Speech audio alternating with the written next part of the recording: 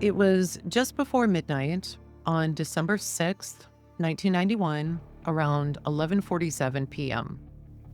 A patrol officer in Austin, Texas, spotted smoke crawling above the rooftops of a strip mall on West Anderson Lane. When he got there, he saw that it was the address of the I Can't Believe It's Yogurt shop, the one where kids worked after school. Fire crews responded, thinking, this just might be another business fire. But inside, what they found changed everything. 4 teenage girls, 2 of them were employees. One of them had their younger sister and her best friend there, were all found bound, naked, shot, and burned inside that yogurt shop. What began as a fire call became one of Texas's most haunting murders. For more than 3 decades, the question was, who did this? I'm Christine Worth, and this is Beach House 34. Today, closing time at the yogurt shop. The Hillside Center strip mall on West Anderson Lane was typical of early 1990s Austin, a modest row of storefronts serving the Northwest neighborhoods. The yogurt shop sat near the end of the mall with a party supply store on one side. The area near North Cross Mall was still considered safe, the kind of place where teenagers could work night shifts without much worry. Today, the strip mall still exists, and where the yogurt shop originally sat, now sits a nail bar. On the ground, there's a plaque honoring the 4 victims. And according to an article in 2025, the employees at the nail salon place treats and coins at the memorial every day to honor the girls and to be sure that they're not forgotten. December 6th, it was cold for Austin. Temperatures were in the 40s. With that damp winter chill that kind of settles in central Texas. It was a windy night, the kind that makes you hurry from your car to the door. The kind of night where most people wanted to get home early, not hang around. But for 4 teenage girls, this Friday night was supposed to end with something simple, a sleepover.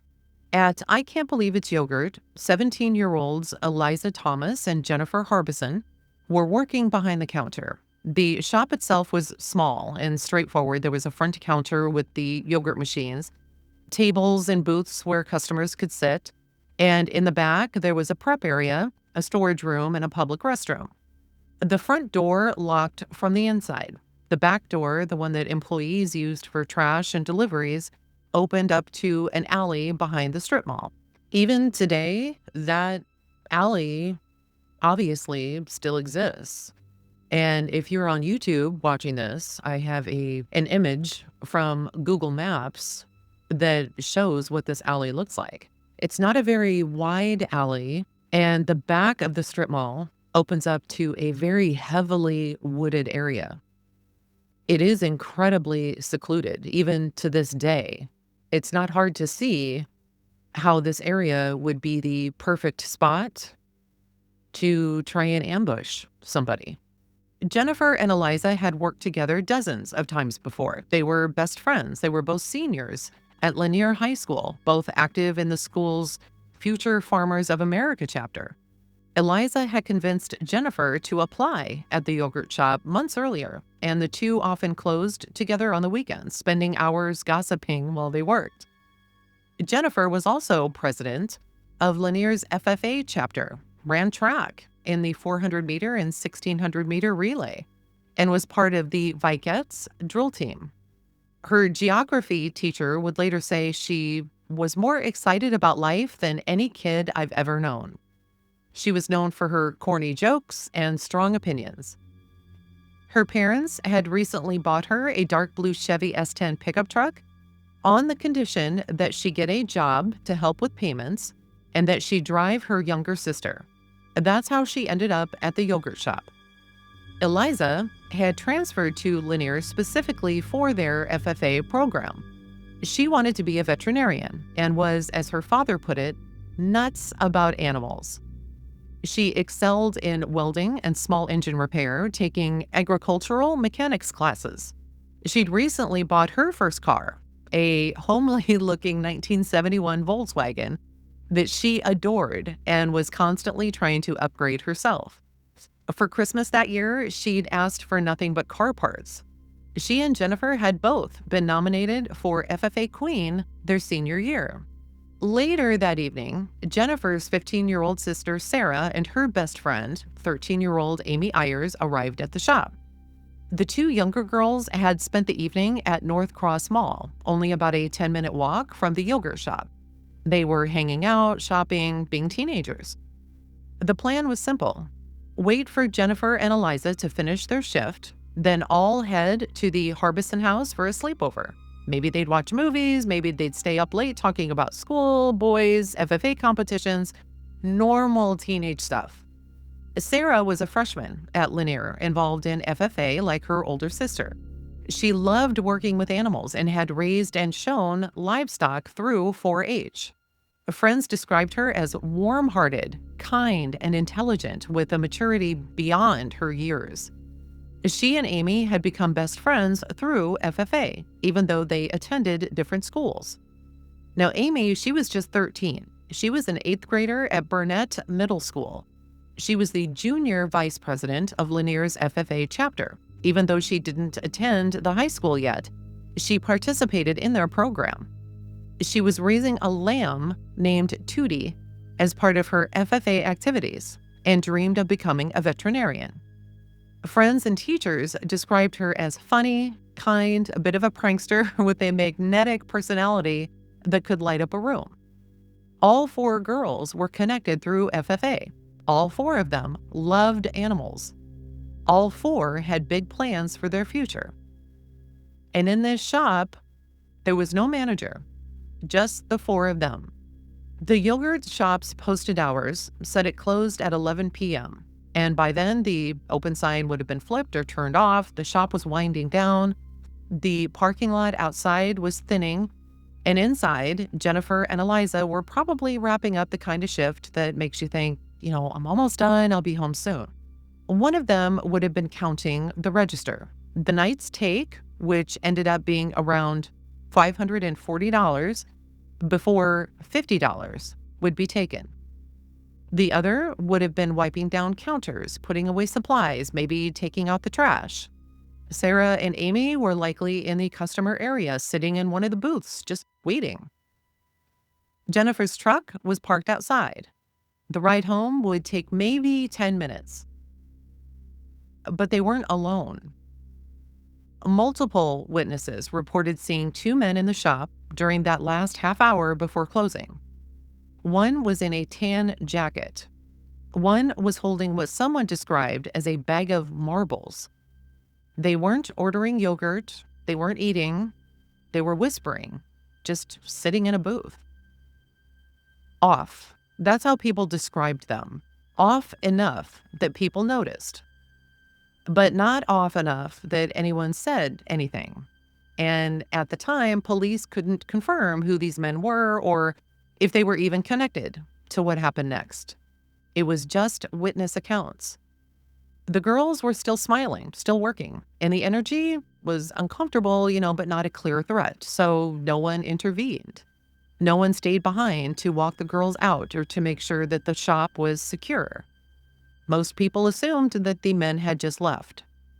But there's one more piece. This is unconfirmed, but repeated across multiple accounts.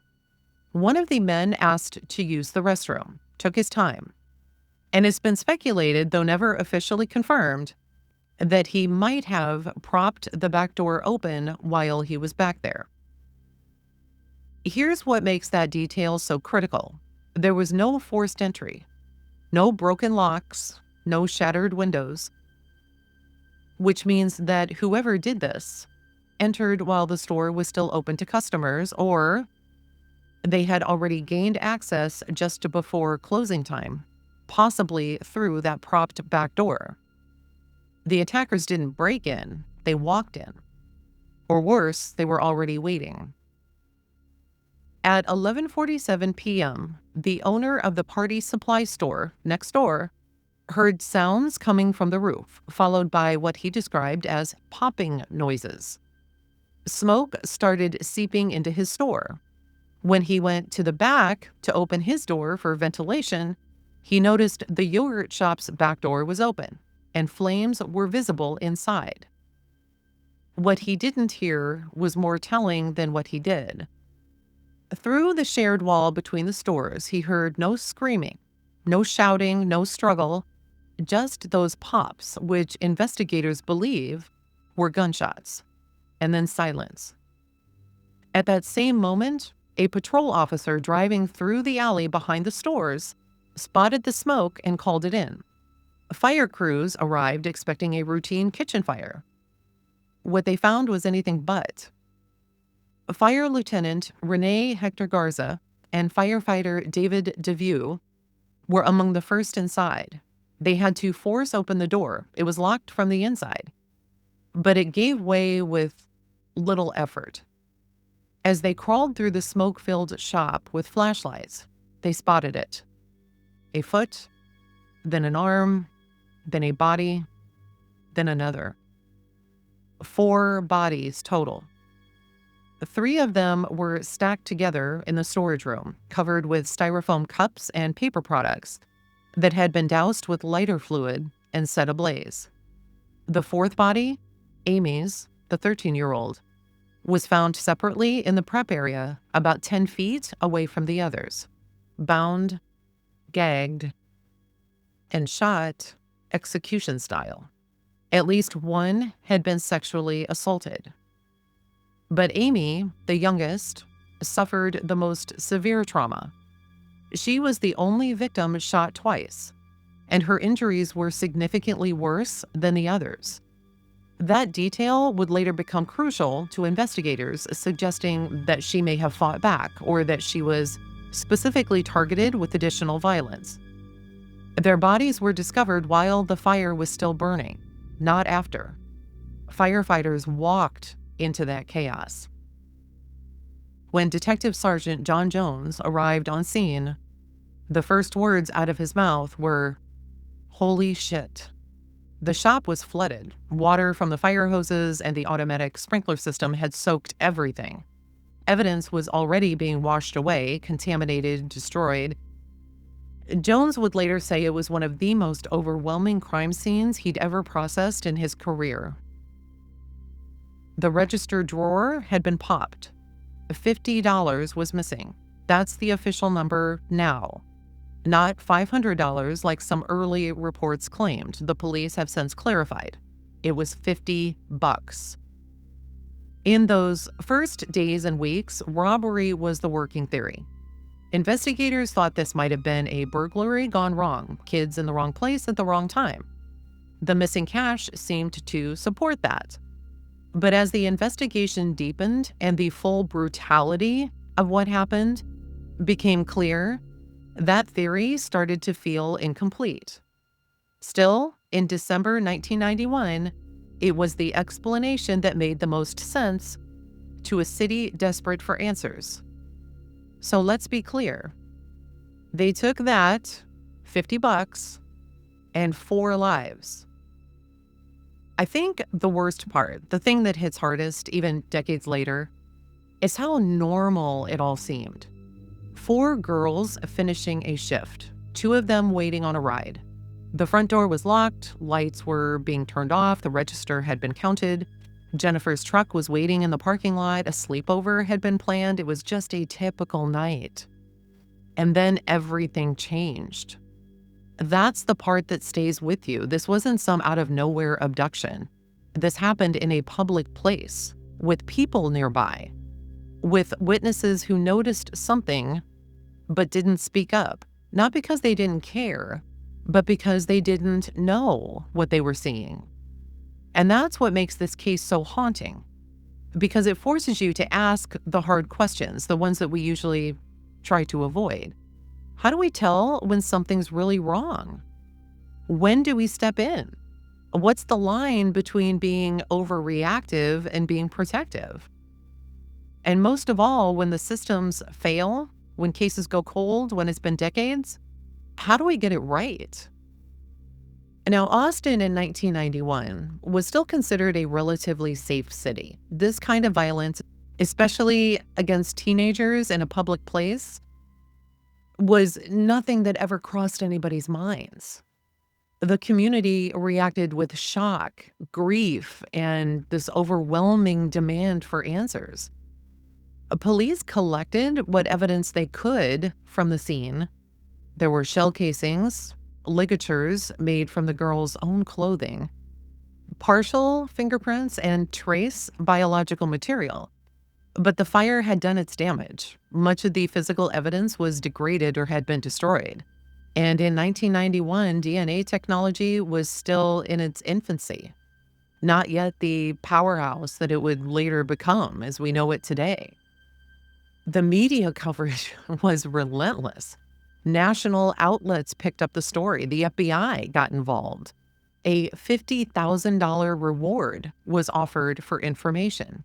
And tips started flooding in. More than 1,200 people would eventually be investigated in connection with this case. But as months passed, the public wanted justice. The families needed closure. And investigators felt the pressure bearing down on them. That pressure would lead to one of the most catastrophic missteps in Texas criminal justice history. Because when the smoke cleared and the grief started to settle as much as it could, investigators needed answers. The city was scared. The crime was brutal. But the police didn't get it right. Not even close. Instead of following the evidence, police leaned into that pressure. And they landed on a group of teenagers, boys barely older than the victims, names that would come to define the mess that followed.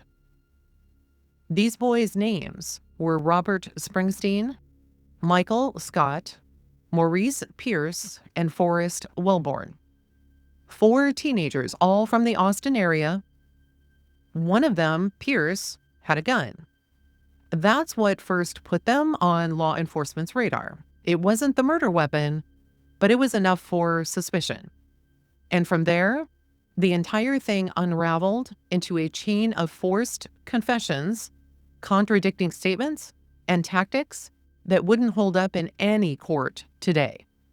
Let's be clear. No physical evidence ever tied any of these boys to the scene. No DNA, no prints, nothing solid. But 2 of them, Springsteen and Scott, confessed. They confessed. Only those confessions, they were full of holes, inconsistent, taken after hours of interrogation, with leading questions, threats, isolation, the kind of pressure that breaks people down. And these are teenagers. And both later recanted, claimed they were coerced, claimed they were scared and manipulated into saying what the cops wanted to hear. And honestly, looking at the transcripts that media has had available to them, it's not hard to see why they'd say that. Even the investigators admitted later that some of the statements were problematic, but the state still moved forward. Springsteen and Scott were both convicted. Years later, both convictions were overturned on appeal. Why? Because the courts ruled that their constitutional rights had been violated.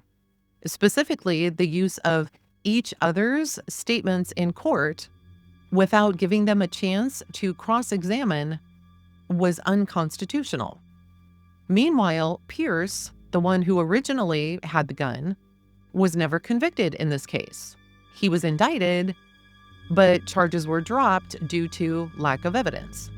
And Wellborn, he was never charged at all. So just to recap that chaos, 4 boys were targeted. 2 confessed under pressure. 2 were tried and convicted, and years later, both were released. None of them are in prison now. and no charges from that group have ever stuck. But that mess, that took years, years of lost time, years where the real killer or killers were still out there. And that part, that's what makes this so infuriating, because it wasn't just a wrong turn, it was a complete derailment. And it cost this investigation everything: time, credibility, and momentum. And while prosecutors were busy forcing confessions that wouldn't hold, real evidence was sitting in boxes. From the start, there had been signs that something didn't add up, especially forensically. The scene itself was chaotic: fire damage, water from the hoses, melted materials. But investigators still collected dozens of pieces of physical evidence: clothing, ligatures, shell casings, even partial DNA. The problem was, for years, it wasn't enough to get a match. And as we've mentioned, back in the early 90s, DNA technology was still at its crawling phase. But by the 2000s, that started to change. In 2008, new DNA testing was done on evidence recovered from the crime scene, and the results were clear. The male DNA found on one of the victims, specifically on Amy Ayers, the 13-year-old, did not match Springsteen. It did not match Scott. It didn't match Pierce. It didn't match Wellborn. So yeah, the only thing tying these young boys to the crime, their own confessions that didn't line up with the science. It should have been game over right there. And to be fair, the state did drop the charges. In 2009, Travis County officially dismissed the indictments against Springsteen and Scott. The DA at the time admitted that without DNA matches, they could no longer proceed. But let's not forget, these men had already lost years of their lives, their careers, reputations. One of them, Springsteen, spent time on death row. All because the system rushed. All because the investigation relied on pressure instead of proof. And here's where the part about forensic science gets even more frustrating. Because you might be asking, if they had DNA back in 2008, why did it take this long to identify a suspect? It's a fair question. The short answer: technology wasn't there yet. The sample they had was partial, not enough to generate a CODIS hit, not enough for traditional forensics, so it sat until these new tools came along. In 2023, investigators submitted that partial DNA to Othram. This is a forensic sequencing lab that specializes in degraded samples. Think cold cases, skeletal remains, the stuff no one else can crack. Othram uses advanced genomic sequencing to build DNA profiles from samples that traditional labs can't process. And then they create genetic genealogy profiles that can be compared against public databases to identify potential family connections. And in 2024, they got a name: Robert Eugene Brashers. Now, here's the catch. Brashers had been dead since 1999. Suicide. But he had a criminal record, and when they dug into it, what they found was chilling. Multiple assaults, armed break-ins, a home invasion where he tied up and a mother in front of her child. Another case where he posed as a customer and attacked a store employee after hours. Sound familiar? It's the kind of history that makes you stop breathing for a second because it fits too well. And yes, a ballistic match followed.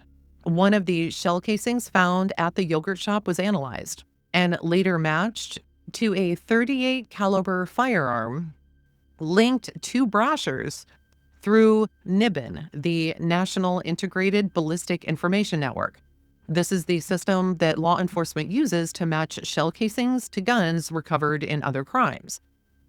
But here's the part that stings. That shell casing sat in evidence for 34 years before it was uploaded into Nibbin in 2025. Now, Nibbin, to be fair, didn't go fully national until 1999. But even after that, many agencies didn't retroactively upload cold case evidence. Some had backlogs, some lacked resources, and some just didn't prioritize it. And that delay, it let a killer walk free for decades. So just to recap, DNA on Amy Ayers didn't match the original suspects. That same DNA eventually matched Brasher's. A shell casing at the scene matched a .38 caliber gun tied to Brasher's via Nibbin, but only after it was finally uploaded in 2025. And Brasher's dead since 99. And here's another detail. He was 33 at the time of the yogurt shop killings. The same age some witnesses described when they saw that man in the tan jacket sitting in the booth near closing time. So now we're left with this question. If the evidence was there, why didn't anyone connect the dots sooner? And were there others involved? Because even with this match, investigators haven't ruled that out. Brasher's could have had help. There could have been a second man. The original witness reports sure made it sound that way. And if that's true, that means someone else could still be out there. So let's talk about this guy, this Robert Eugene Brasher's, because when this DNA hit finally came back decades after the crime, what it uncovered wasn't just a suspect. It was a walking red flag that somehow slipped through every crack in the system. As I just mentioned, he was 33 years old in December of 1991. The exact age that some witnesses said one of the men in the yogurt shop looked like about that age. He wasn't some anonymous figure either. His rap sheet stretched years before and after the murders. He was a serial predator. In 1985, 6 years before the yogurt shop murders, he was arrested in Arkansas for trying to strangle a woman with a phone cord. He was convicted and served time, but not nearly enough. By 1998, he was on the run again. That year, he broke into a woman's home in Tennessee, tied her up at gunpoint, and then assaulted her daughter. The next year, in 1999, he did it again, this time in Alabama. Another break-in, another woman tied up, gagged, and same MO, using deception to gain entry and then overwhelming his victims with violence. Shortly after that assault, Brasher's shot himself during a standoff with police in Missouri. Authorities had tracked him down after issuing a warrant for the Alabama attack. And when they cornered him, he chose suicide over capture. He died by his own hand and with him any chance of confession. But here's what investigators noticed when they finally looked hard enough: the pattern, the bindings, the control, the violence, and the way he used access. And he used this to isolate and overpower women. It wasn't random, it was his playbook. And when you stack that playbook against what happened at the yogurt shop, it just doesn't rhyme, it screams. The only thing we're missing here is the setting of fires.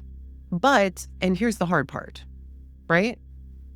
We don't know if he acted alone, because this is just a Brasher's history. Multiple witnesses saw two men in the shop that night. Two men whispering in a booth. Two men who didn't order anything. And investigators haven't ruled that out.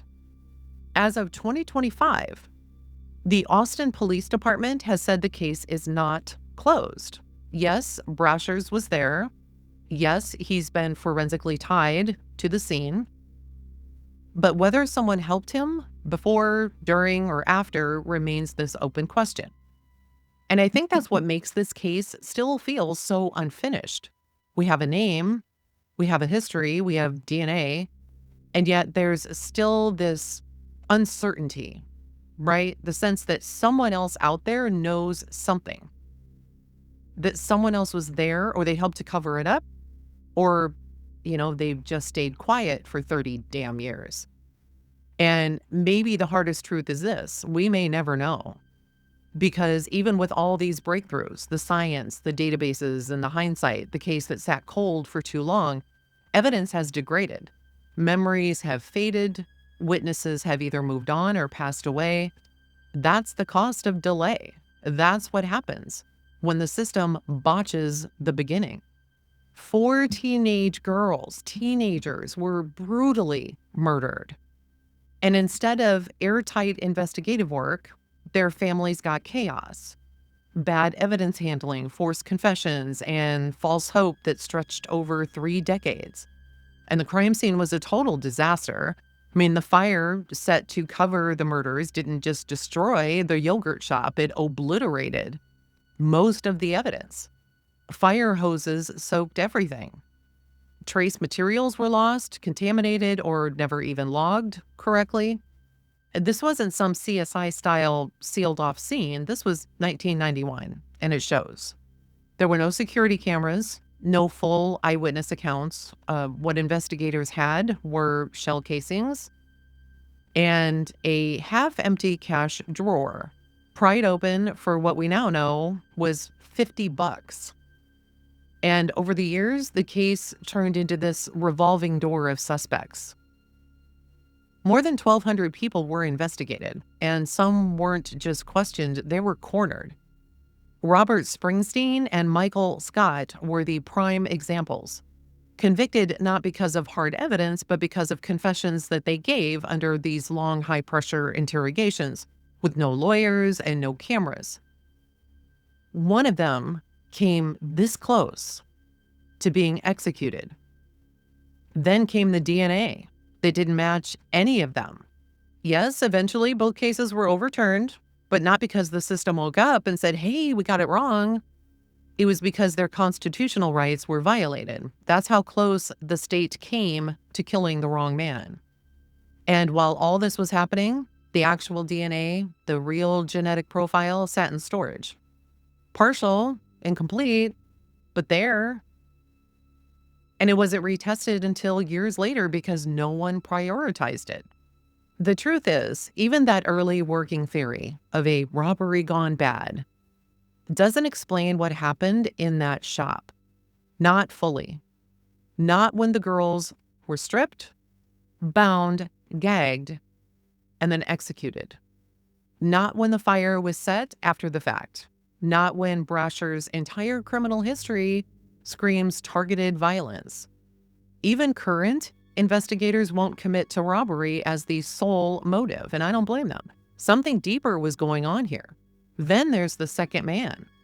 And to this day, we still don't know who that second man was, or if he was involved, or if he's still out there walking free.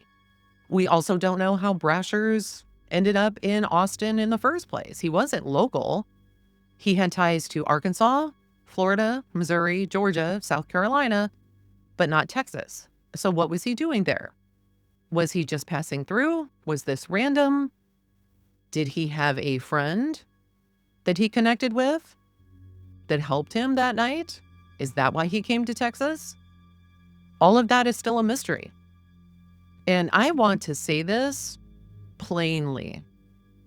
Eliza, Jennifer, Sarah, and Amy, they weren't just victims. They were daughters. They were sisters. They were friends. They had weekend plans and after-school shifts. Parents who waited up for them that night, never imagining that they wouldn't come home. The Harbisons lost both of their daughters, Jennifer and Sarah. One was working, one just tagging along for a sleepover. Imagine going from a Friday night hangout to planning 2 funerals. And Amy, she was just 13. She was just a kid. She wasn't even on the schedule, just hanging out with her best friend. Her parents were supposed to pick her up later that night. And Eliza, 17. Smart, steady, right on the edge of adulthood. Gone. And when the press left, when the vigils faded, the families were left with a silence no one should have to live with. Year after year of hearing, "We're working on it," with nothing to show for it. Can you imagine watching two men going to prison for your daughter's murder, only to find out later that the DNA didn't match, that the real guy or guys were never caught, that the confessions were coerced, that this whole thing had been built on a lie? And then they get a name who's a dead man. A monster, sure, but one who never stood trial, one who never had to explain a single thing. And the families probably said it best. Bittersweet. That is the word that they used. Because naming someone doesn't mean justice. It means delay. It means regret. It means the story changed too late to make any kind of difference. But they never gave up. The mothers in this case, holy hell, warriors. They showed up to every hearing, talked to every reporter, made sure that their girls weren't forgotten. And they kept this case alive when the system wanted to let it fade into the background. And the city of Austin felt it too. This wasn't just another crime. This changed how people saw their community. It shattered this illusion of safety. 4 girls murdered in a yogurt shop. It just didn't make headlines. It haunted the city. And when the arrest did come in 1999, people wanted closure so badly that they stopped asking the hard questions. And that's the damage a broken system can do. It just doesn't fail the victims, it fails everybody. It took 34 years to even get a partial truth. And even now, we still don't have the whole thing. Brasher's being named, that's a step, but it's still not the final chapter. There's still more story to tell. If this story moved you, if you believe that the truth still matters even when it shows up decades late, then hit subscribe, follow the show, share it, because there are more stories coming. Thank you so much for listening. I'll be back soon. Bye for now.